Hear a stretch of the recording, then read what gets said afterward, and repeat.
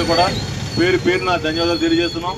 ఎందుకంటే ఈ రోజు ఇక్కడ అదే జమ్మూ కాశ్మీర్ జరిగినటువంటి సంఘటన చాలా దురదృష్టకరం. అక్కడ తీవ్రవాదులు గతంలో చాలా విధ్వంసాలు సృష్టించినా కూడా ఇప్పుడు చేసినటువంటి విధ్వంసం చాలా తీవ్రంగా ఖండించవలసింది. దీన్ని కేంద్ర ప్రభుత్వం పరిగణించి అంతటువంటి వాళ్ళకి చర్యలు తీసుకోవాలని మేము కోరుకుంటున్నాం. దాడుల్లో ఎంతో మంది అమాయకులు ప్రాణాలు కోల్పోయారు. అంటే ఈ నెల 16న పెళ్ళైంది.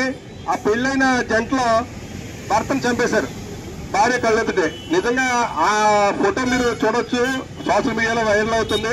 అంత దయనీయమైన పరిస్థితిని మనకి పెహల్గాంలో కల్పించారు ఈ ఉగ్రవాదులు.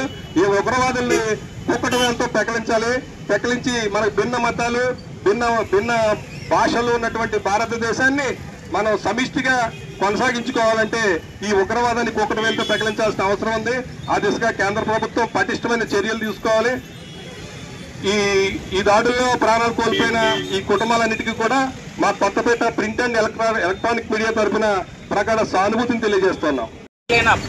పర్యాటకుల్ని పొట్టన పెట్టుకున్నటువంటి ఉగ్రవాదాలని వెంటనే అరెస్ట్ చేయాలని, వారిని దేశంలోనే లోకంలోనే లేకుండా ఏరిస్తే బహిరంగంగా ఏరివేయాలని మేము జర్నలిస్ట్ ఫోరం తరఫున కొత్తపేట నియోజకవర్గం కోరుతున్నాం.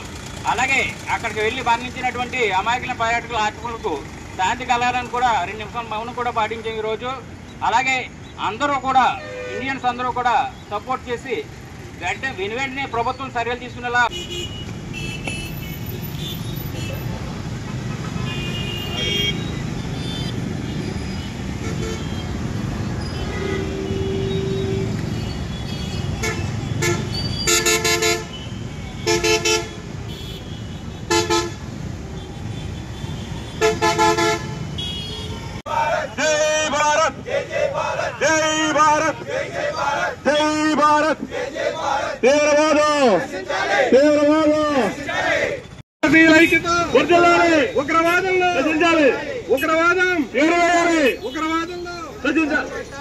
పెహల్గాం దాడులకు పాల్పడే ఉగ్రవాదులను